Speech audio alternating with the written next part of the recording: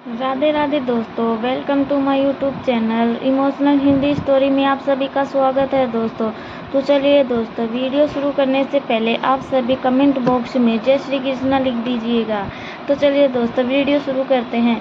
आज की कहानी है पति और पत्नी और सहेली की शक की कहानी। तो चलिए दोस्तों, वीडियो शुरू करते हैं। सुनीता और मैं बचपन की एक दूसरे की परछाई थे। स्कूल के दिनों में हम दोनों ने हर खुशी हर गम साथ बांटे थे।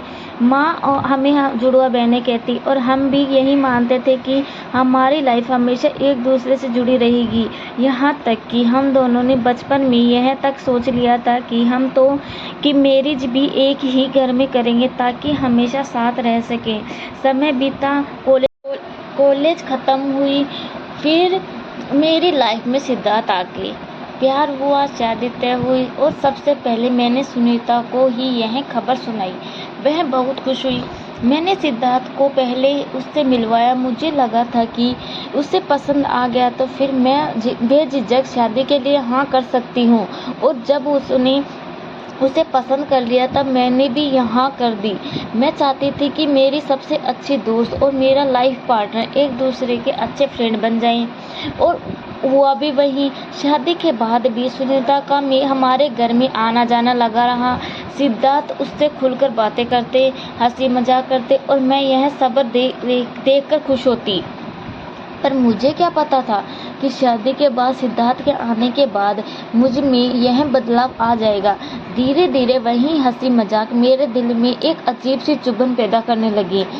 एक दिन जब मैं रसोई में काम कर रही थी तो ड्राइंग रूम से उनकी हंसी की आवाज़ आई। सिद्धार्थ और सुनीता किसी बात पर जोर जोर से हंस रहे थे। मैं ठिठक गई।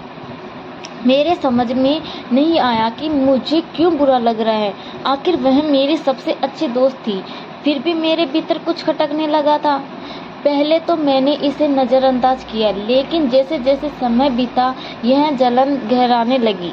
जब भी मैं देखती कि सिद्धार्थ और सुनीता मजाक कर रहे हैं, पुरानी यादों में खो रहे हैं, तो मेरे अंदर एक अजीब सी बेचैनी घर करने लगती है।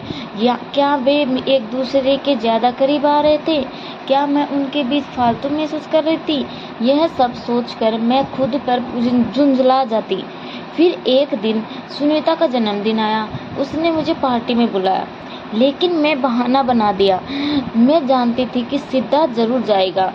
रात को जब सुनीता के साथ सिद्धार्थ लौटे तो मैं अंदर से गुस्से को रोक नहीं पाई। गुस्से में कहा, मुझे लगता है तुम्हारी पत्नी मैं नहीं, यह है मुझसे ज़्यादा तो तुम उसके साथ समय बिताते हो। वो दोनों मेरी यह बात सुनकर दंग रह गए। सुनीता को पता था कि मैंने यह मजाक में नहीं कहा।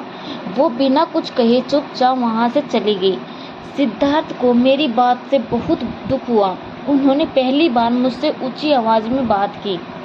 मुझे कहा, तुम्हें पता भी है तुम क्या कह रही हो? सुनीता तुम्हारी सबसे अच्छी दोस्त है। लेकिन उस वक्त मैं कुछ भी सुनने को तैयार नहीं थी। मुझे बस इतना लग रहा था कि सुनीता हमारे बीच आ रही है। उस दिन के बाद सुनीता ने हमारे घर आना बंद कर दिया। कोई फ़ोन नहीं, कोई मैसेज नहीं। सिद्धार्थ कुछ दिन तक मुझसे नाराज़ रहे। फिर सब कुछ पहले जैसा हो गया। मुझे लगा मैंने सही किया। सुनीता न आना मेरे लिए राहत की बात थी। करीब 1 साल बीत गया। मैं भी अपनी लाइफ में बिजी थी। इस दौरान ना कभी सिद्धार्थ ने ना मैंने कभी सुनीता के बारे में बात नहीं की, ना ही उसका फ़ोन आता था। फिर एक दिन अचानक दरवाजे की घंटी बजी। मैंने दरवाज़ा खोला तो सामने सुनीता खड़ी थी। उसके हाथ में शादी का कार्ड था। मैं तेरी शादी में आई थी। तुझे बुलाना तो मेरा फ़र्ज़ था, लेकिन सच कहूँ बुलाना नहीं चाहती थी। सिद्धार्थ ने कहा कि पुरानी बातें भूल जाओ, इसलिए आई हूँ। उसे अचानक देखकर मैं सन्न रह गई, कुछ कह नहीं पाई। फिर उसने एक हल्की मुस्कान के साथ कहा, शायद अब शादी के बाद तुझे पता चले कि उस वक्त तू क्या सोच रही थी। वह जा रही थी, लेकिन मैंने उसे रोका और गले लगाया। उसने भी ज़्यादा समय नहीं लगाया मानने में और मेरे साथ बैठकर फिर बहुत बातें की। अब उसकी शादी में खूब धमाल मचाने वाली हूँ। सुनीता ने मैं और मेरे पति ने मुझे समझा। उन्हें लगा कि ऐसी बातें किसी के भी मन में उठ सकती है। अगर हमें रिश्ता बचाने के लिए निभाना होते हैं, एक दूसरे को अच्छे से समझना होता है, चाहे वे दोस्ती हो या प्यार।